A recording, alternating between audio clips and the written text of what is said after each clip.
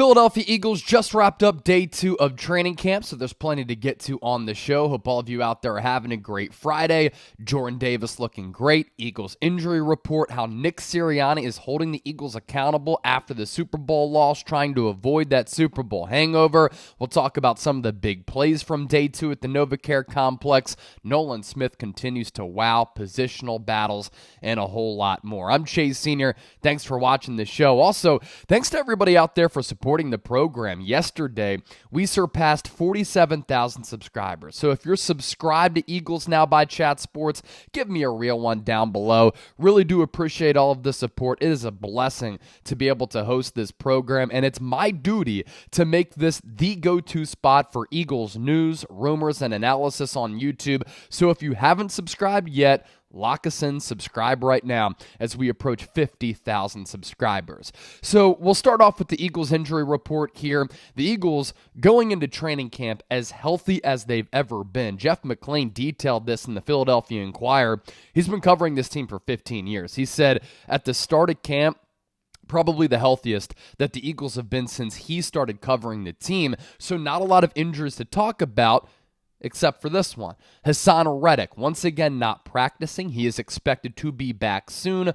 Groin soreness. This is not an injury you want to push, because if you re-aggravate that, that's when you go from being out a couple of days to a couple of weeks. Limited participants. Derek Barnett with the knee injury, suffered that torn ACL last year, and Avonte Maddox with the toe injury that has caused him some problems going back to last year as well. Talked about the Derek Barnett contract restructure last night. I was on my way to dinner, stepped aside, just did a quick video from the parking lot. It saves the Eagles some money this year on the salary cap and ups some of his guaranteed cash flow that he's going to get. I'm not sure if it means the Eagles are going to look to make a move, whether that be a signing or a trade with some of that allocated money there. Something to keep an eye out for. At the very least, it gives Howie Roseman a little bit of cap flexibility.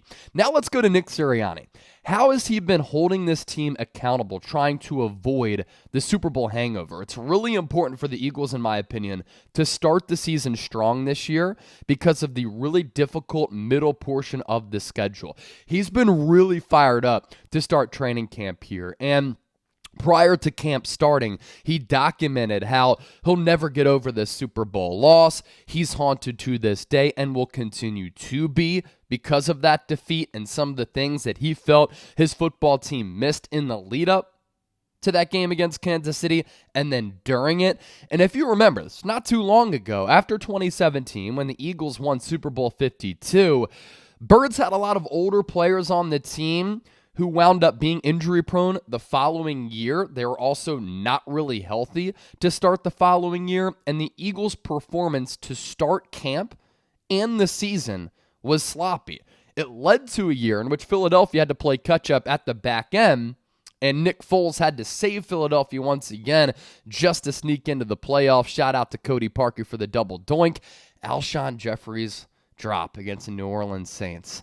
Eagles would have won that game, getting back-to-back NFC Championship games. That right there was a heartbreaker. This year, though, Nick Sirianni is not letting some of that sloppiness slide. He's happy that every player passed their conditioning test. That means that they took the offseason really seriously. But small and minute mistakes that are happening now, that if he lets continue, could impact game flow, could impact wins and losses, and the overall synergy of the offensive and defensive units. He's not letting those happen. And today, Sirianni went on a little bit of a curse-filled tirade, laying into the Eagles, dropping some F-bombs. You love to see it. Now, some of this newer generation would be quaking in their boots if a coach would talk to them like that, because some people are so soft nowadays. Kind of joking, not really, though. Sirianni, though, he's taking this really seriously, and I love this, because the Eagles cannot afford that Super Bowl hangover, and this just shows that Sirianni has this level of growth and adaptability to his coaching style. We saw that in year one when he started calling plays. The Eagles were a pass-happy offense. He gave up play calling, gave it to Shane Steichen. They became a run-heavy offense. And then last year, I thought he made some good adjustments along the fly, has a good pulse and feel for the team, which obviously pretty important as the head coach as well. Positional battle here for the second day. Cam Jurgens did start at right guard.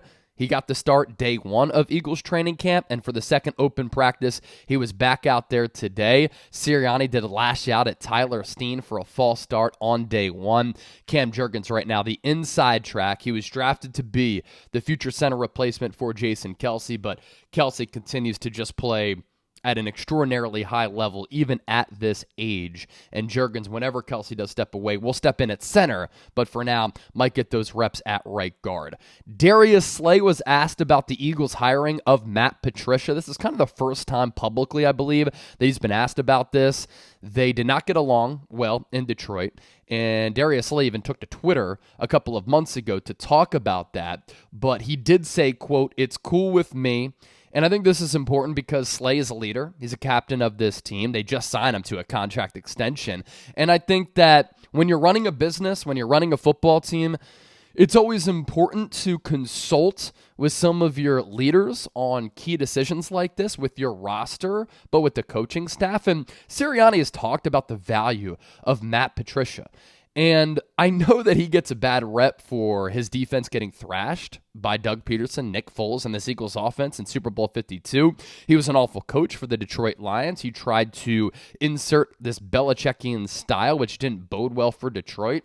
He was unceremoniously fired because he was such a disaster there. And he certainly has his flaws as a coach, but let's be real. I mean, he's learned under Bill Belichick. He's coached in some Super Bowls.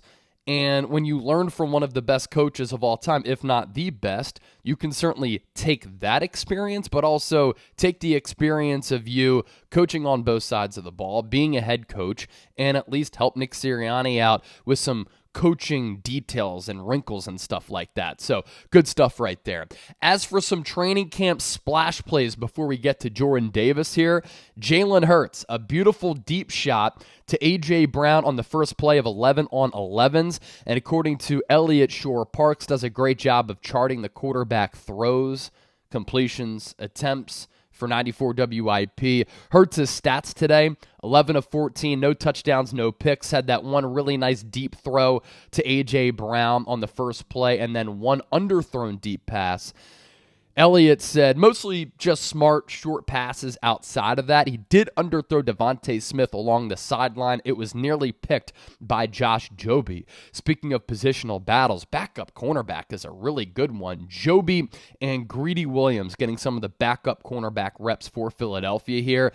Nolan Smith, he continues to impress. And once again, people raving and acknowledging that his first step off the edge, right after the ball is snapped, absolutely special. We outlined this yesterday. I thought it was a great show. Go back and watch it. It popped off on YouTube, so the feedback was really good, but talked about the importance of that, why people have been impressed by him. He forced 2 turnovers on day one of camp and had a quarterback pressure and what would have been a quarterback sack. That's a great sign. To have him as a backup edge to learn from a guy like Hassan Reddick when they have similar athletic builds, I think that that is a great situation to be in for him and a great thing for Philadelphia. Marcus Mariota, rough day one of practice, by the way. Beautiful deep ball to Greg Ward for a touchdown of 40-plus yards, so he redeemed himself a little bit. Missed some throws, threw a pick to Christian Ellis, and fumbled after a Nolan Smith pressure on day one. Let's talk about Jordan Davis here, and then a couple of other notes here to round out the show. Kelly Green jersey is going to be released too. Some thoughts on that. So defensive coordinator Sean Desai did address the media today for a news conference. He says he's been, quote, very impressed with the shape that Jordan Davis is in and the mentality that he's brought into training camp. John Clark with the report that we lightly discussed yesterday that he's been told that Jordan Davis did a lot better in his conditioning test this year. He's heard his conditioning heading into year 2 is, quote, on another level, and he looks great, according to a source. He worked really hard at the facility all offseason, and the problem that we've continued to talk about with Jordan Davis going into his NFL career is this. Is he a 2-down player?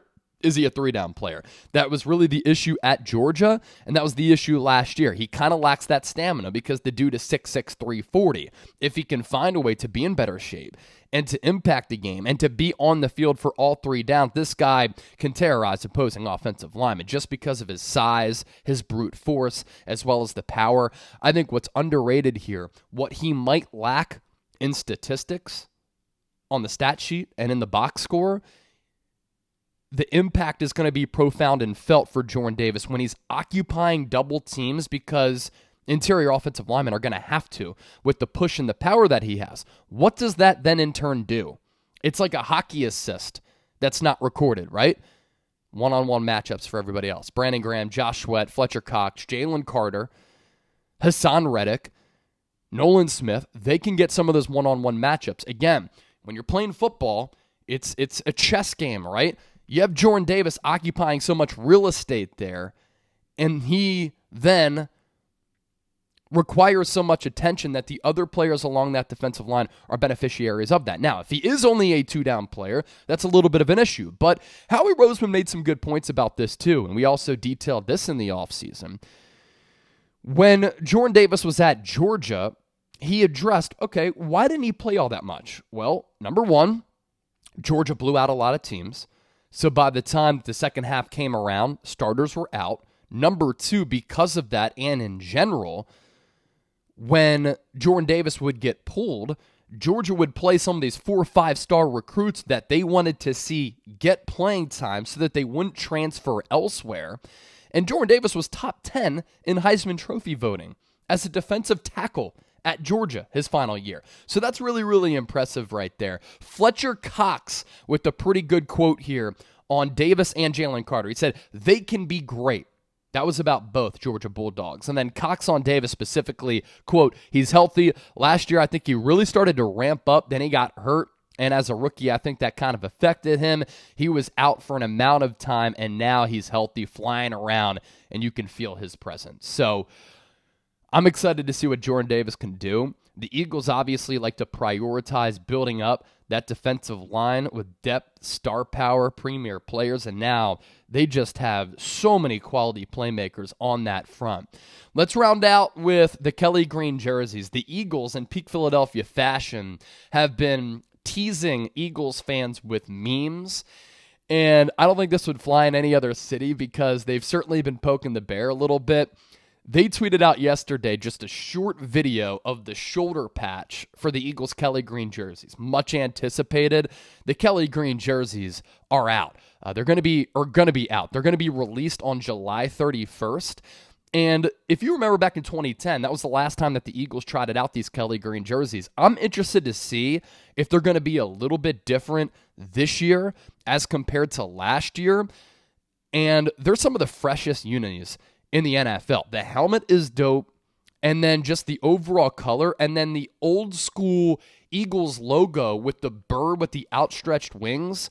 It's incredible. And some of these other teams have already released their retro jerseys so far this offseason. The Eagles have just been waiting, hoping that they can continue this excitement all the way throughout, the lead up to the season. And Kelly Green jersey is officially going to be here July 31st. I actually have a Deshaun Jackson Kelly Green jersey from 2010, the 75th anniversary patch. I'm going to go get that right now. Hold on. Bad TV, but you get the deal. It'll be worth it. Hold up.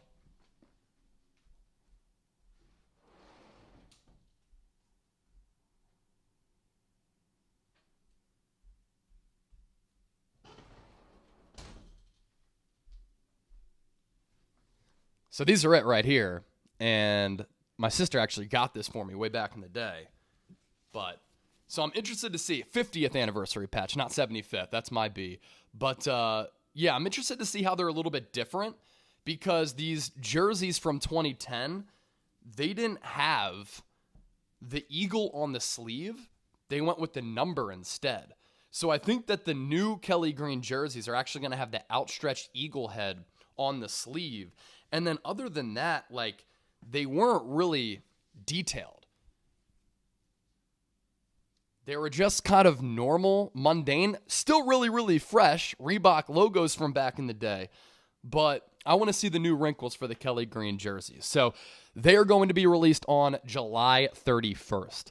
So Eagles, they're going to continue to practice here for training camp. You can count on us for updates here on the show. Just wanted to hop on the mic. It's my off day, but when training camp is happening, I can't afford to not be on the mic talking birds here because there's too many great storylines to discuss. So that does it for Eagles. Now, if anything pertinent happens, I'll, of course, hop back here on the show, but make sure you subscribe to the channel. Let's get to 50,000 subscribers as soon as possible. Hope you're all getting set to have a great weekend. I'm going to get a workout in, start taking down some beers, and enjoy myself. Peace.